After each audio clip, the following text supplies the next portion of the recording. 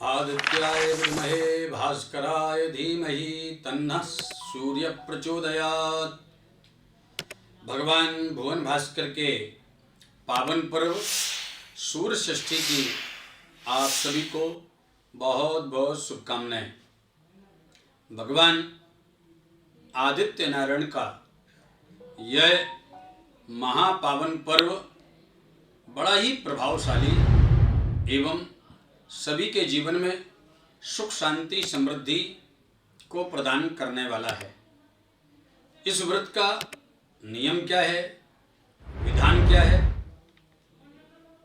किस प्रकार के हमको अपने जीवन में संयम तथा व्रत के साथ इंद्रियों के शोधन के लिए क्या क्या करना चाहिए, व्रत के पूजन की विधि क्या है, सूर्य यज्ञ कैसे होता है, इस विषय पर हम विस्तृत चर्चा करेंगे। आप सभी सनातन भक्ति पथ चैनल को सब्सक्राइब करें तथा सनातन भक्ति पथ चैनल से जुड़े रहें एवं फेसबुक पर आचार्य रामविलास चतुर्वेदी से जुड़ करके विस्तार से जानें सूर्य आराधना की विधि। आइए सर्वप्रथम हम सूर्य भगवान की सूर्य षष्ठी के व्रत की विधि को जानते हैं। सूर्य षष्ठी व्रत त्रदिवसीय होता है। यह चतुर्थी से प्रारंभ होकर षष्ठी तिथि तक चलता है। इसमें माताएं सौभाग्यवती माताएं निर्जला तथा जो नहीं रह सकती वो जल पान करके इस व्रत को करती हैं। व्रत की विधि बड़ी ही सरल है। पृथ्वी पर शयन, सत्य का भाषण, भगवान के नाम का जप, सूर्य मंत्र का जाप तथा वाणी व्यवहार में मधुरता, साथ ही अपने जीवन में सौम्यता के साथ सदाचार धारण करना, व्रत भंग के कार्यों से बचना। व्रत भंग के बहुत सारे कारण हैं, जैसे दिन में 3 बार जल पान करने से भी व्रत भंग होता है। सूर्य षष्ठी व्रत में छिला हुआ वस्त्र धारण नहीं करना चाहिए। किसी भी प्रकार का मादक पदार्थ सेवन करने से व्रत भंग होता है। ब्रह्मचर्य का पालन करना चाहिए। सूर्य षष्ठी व्रत में भजन कीर्तन नाम स्मरण तथा भगवान आदित्य नारायण के मंत्र के जाप को विशेष करना चाहिए। धूम्रपान निषेध है। किसी की निंदा करना व्रत में निषेध है। माधुर्य व्यवहार में, वाणी में अवश्य होना चाहिए तथा अपने और अपने परिवार तथा अपनी समाज में समभाव रख करके व्रत करना चाहिए। व्रत करने वाले को क्रोध नहीं करना चाहिए। क्रोध करने से व्रत भंग होता है। अधिक बोलने से आपको प्यास अधिक लगेगी। इसलिए व्रत में मौन रखना बहुत श्रेयकर माना गया है। व्रत में आपको चाहिए कि आप सभी के साथ में बैठकर समता पूर्वक भावना के साथ भगवान सूर्य की आराधना करें। इस व्रत में पूजन की विधि क्या है? सर्वप्रथम सूर्य भगवान के सम्मुख खड़े होकर व्रत का संकल्प करें। अपना नाम गोत्र उच्चारण करके मैं इस कामना के साथ व्रत करती हूं। कामना आपकी कोई भी हो, उसका संकल्प के साथ उच्चारण होना चाहिए। कार्य की सिद्धि संकल्प की शुद्धि से होती है। आपके संकल्प में बल है तो आपका कार्य निश्चित होगा। जैसे कि आपके घर में अगर रोग रहता है तो आप आरोग्यता के लिए व्रत करिए। आपके घर में अगर दरिद्रता है तो आप दरिद्रता निवारण एवं लक्ष्मी प्राप्ति के लिए व्रत करिए। आपकी संतान में शिक्षा की कमी है संस्कारों की कमी है तो संतान की शिक्षा एवं संस्कारों की प्राप्ति के लिए व्रत करिए। आपके पति आयु दीर्घ हो, इसके लिए अखंड सौभाग्यवती के लिए व्रत करिए। संकल्प श्रेष्ठ होना चाहिए और जो व्यक्ति निसंकल्प भाव से, निष्काम भाव से व्रत करते हैं, उनको व्रत करने से, पूजन करने से, यज्ञ करने से 100 गुना अधिक फल प्राप्त होता है। निष्काम कार्य सर्वश्रेष्ठ माना गया है। सूर्य जगत पिता है, इसके लिए सूर्य भगवान का एक नाम है धाता। वो सभी को सब कुछ प्रदान कराने वाले हैं, सूर्य प्रकाश के देव हैं। अज्ञान निरोधत्वात्, अज्ञान के अंधकार को समाप्त करके ज्ञान का प्रकाश प्रदान करते हैं। माया मोह के अंधकार को निवारण करके वह शांति और आनंद का आशीर्वाद प्रदान करने वाले हैं। सूर्य यज्ञ की भी बड़ी सुंदर विधि है। आप सूर्य यंत्र तांबे का रख करके 1650 से उसका पूजन करें। आसन लाल हो, वस्त्र लाल हो, सामग्री भी लाल हो तो बहुत उत्तम है। पूर्वाभिमुख होकर के पवित्र वस्त्र धारण करके पवित्र भाव से पवित्र वस्तुओं के साथ आप भगवान सूर्य का पूजन करें। सूर्य भगवान का जब आप पूजन करेंगे उस समय सूर्य गायत्री का स्मरण कर सकते हैं। सूर्य भगवान के द्वादशाक्षर मंत्र का जाप कर सकते हैं। सूर्य नारायण के आप 12 नामों का पाठ करते हुए पूजन कर सकते हैं। सूर्य सहस्रनामावली के साथ आप सूर्य भगवान का पूजन करते हैं तो आपके लिए सूर्य भगवान सब कुछ प्रदान करते हैं। सत्यजित महाराज ने सूर्य यज्ञ किया था और सूर्य यज्ञ करने से धन की कामना से यज्ञ किया तो सत्यजित महाराज को सूर्य भगवान ने प्रसन्न होकर स्मंतक मणि प्रदान करी। जो मणि नित्य ही 40 भार स्वर्ण सत्यजित महाराज को प्रदान करते थे। सूर्य भगवान सब कुछ प्रदान करने वाले, आरोग्यता के देवता हैं सूर्य। सभी पृथ्वी के जीवों को तथा सौर मंडल में जितने भी जीव हैं सबको ऊर्जा देने वाले सूर्य हैं। इसके लिए यज्ञ की विधि क्या है? सूर्य यंत्र का पूजन करने के बाद सुंदर तांबे के कुंड में अथवा पृथ्वी पर कुंड बना करके और पहले कुंड पर देवताओं का आवाहन करें। देवताओं का 1650 से पूजन करें।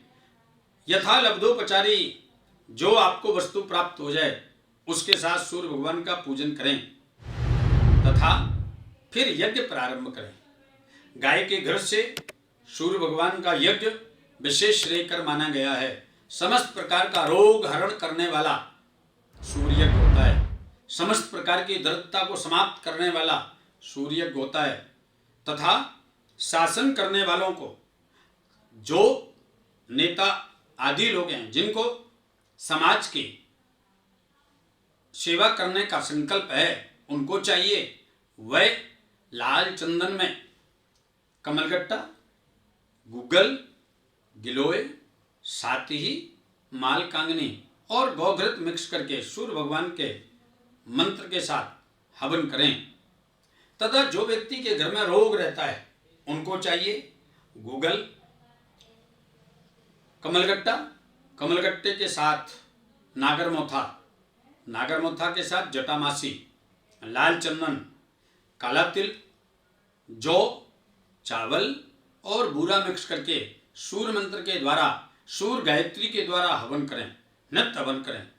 तथा जिस व्यक्ति को चाहिए कि वह अपने घर के साथ समाज, देश, नगर एवं प्रदेश में उसकी प्रतिष्ठा हो, उस व्यक्ति को चाहिए कि सूर्य के यज्ञ की सामग्री में वह अगर तगर, जटामासी, गूगल, गिलोय, नागरमोथा, भोजपत्र, लाल चंदन, मालकांगनी, उसके साथ ही मखाना, मखाने के साथ सामग्री हवन की जो बनी हुई आती है उस सामग्री को ले लें।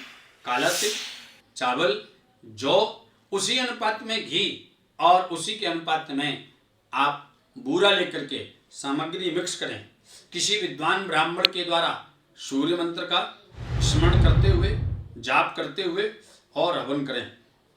सूर्य मंत्र जो बीज मंत्र है, ओम गणेश सूर्याय नमः, इसका 1.25 लाख जाप करके दशांश हवन करने से निश्चित ही कार्य की सिद्धि होती है। अब 3 दिनों में 1.25 लाख जाप कैसे हो सकता है? इसके लिए 3 या 5 ब्राह्मणों को बैठाल करके सूर्य मंत्र का जाप कराएं, उसके बाद में हवन करें। अथवा अगर 24 घंटे लगातार हवन करते हैं तो भी सूर्य, क्योंकि सूर्य कभी अस्त नहीं होता, ये पृथ्वी हमेशा घूमती है, सूर्य की परिक्रमा करती है, और जहाँ पर वो घूमने के कारण आगे और पीछे होती है, उसी प्रकार से एक जगह अस्त होता है, दूसरी जगह उदित हो जाता है। सूर्य की आराधना करने का 24 घंटे का विधान है, लेकिन यदि आप सूर्योदय कालीन बेला में अरुणोदय के समय अर्घ देते हैं, सूर्य गायत्री का जाप करते हैं, ओम आदित्याय विद्महे भास्कराय धीमहि तन्नः सूर्य प्रचोदयात्, इससे आपकी कांति की वृद्धि होती है, इससे आपके ज्ञान की वृद्धि होती है, इससे आपके आरोग्यता की वृद्धि होती है, इससे आपके यश की वृद्धि होती है, इससे आपके आयुष की वृद्धि होती है, तथा आपके और आपके वंश में कोई भी व्यक्ति बुद्धिहीन नहीं होगा, अज्ञानता की समाप्ति हो जाएगी। सूर्य भगवान को देने वाले अर्घ का भी बड़ा विधान है। ताम्र पात्र में जब हम स्वच्छ जल के साथ लाल चंदन, कुमकुम, लाल पुष्प डाल करके अर्घ देते हैं, नाभि से ऊपर करके अरुणोदय के समय, और मंत्र बोलते हैं ओम गणेश सूर्याय नमः, उससे जितने भी छींटे निकलते हैं अर्घ से, उतने ही राक्षसों की समाप्ति होती है। सूर्य भगवान परम प्रसन्न होकर के आपको आशीर्वाद प्रदान करते हैं। सूर्य यज्ञ की पूर्णाहुति षष्ठी के दिन होती है। षष्ठी को सूर्य भगवान का अर्घ देने के बाद अपने पूर्वजों का स्मरण करते हुए, अपने से बड़ों का सम्मान करते हुए, मातृदेवो भव, पितृदेवो भव, आचार्य देवो भव, इनका स्मरण करने के बाद, इनका पूजन करने के बाद फिर आप भगवान सूर्य को पुनः प्रार्थना करें, और प्रार्थना करने के बाद फिर ब्राह्मण को भोजन करा करके व्रत और यज्ञ की पूर्णाहुति की जाती है। व्रत की पूर्णाहुति में व्यक्ति को ब्रह्मचर्य का पालन करना आवश्यक है।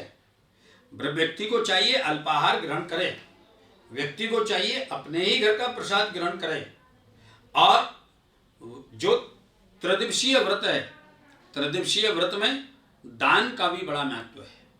दान किसका करें? क्रोध का दान करें, अपने अभिमान का दान करें, अपनी ईर्ष्या का दान करें। जो आपके अंदर एक दूसरे के प्रति मात्सर्य है, उस मात्सर्य का दान करें। साथ ही कुछ ना कुछ आप धन, अन्न, वस्त्र आदि दान करें। जब आप ये सब किसी भी नदी, सरोवर, किसी भी तालाब या कुंड के पास में जाकर के करते हैं तो उसका फल और विशेष होता है। घर में किए हुए यज्ञ का गौशाला में करने पर 10 गुना ज्यादा फल बढ़ जाता है। शिवालय में करने पर उससे भी 10 गुना, और सुरसरी के सानिध्य में, गंगा के सानिध्य में जाकर के यज्ञ करने पर उसका 10 गुना ज्यादा फल होता है। इसका मतलब है घर से अधिक 1000 गुना ज्यादा फल सुरसरी के सानिध्य में करने पर प्राप्त होता है।